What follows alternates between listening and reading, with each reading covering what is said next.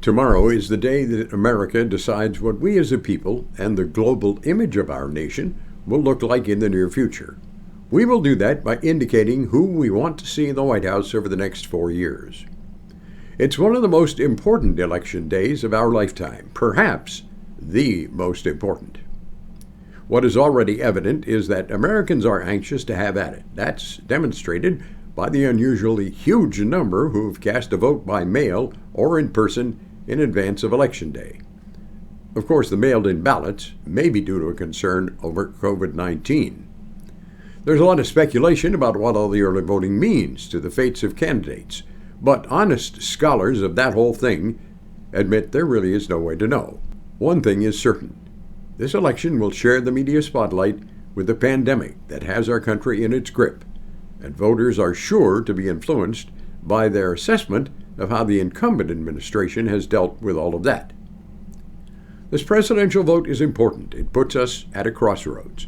It provides an opportunity for each and every one of us to search the soul. Do we want justice or injustice? Do we want to care about others, or do we want to be selfish?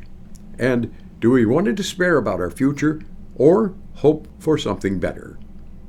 In this election, your answer to those questions will be demonstrated by who gets your vote. And we can never return to the so-called good old days because they only exist in the imagination. What is real is the future and what we choose to make of it.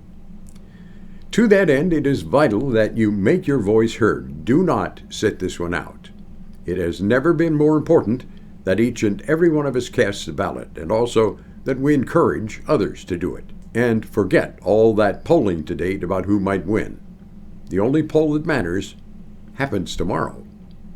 It is possible we will not have a definitive answer on who won the presidency by midnight on Tuesday, but all the votes will eventually be counted, and someone will eventually win, and someone will eventually lose.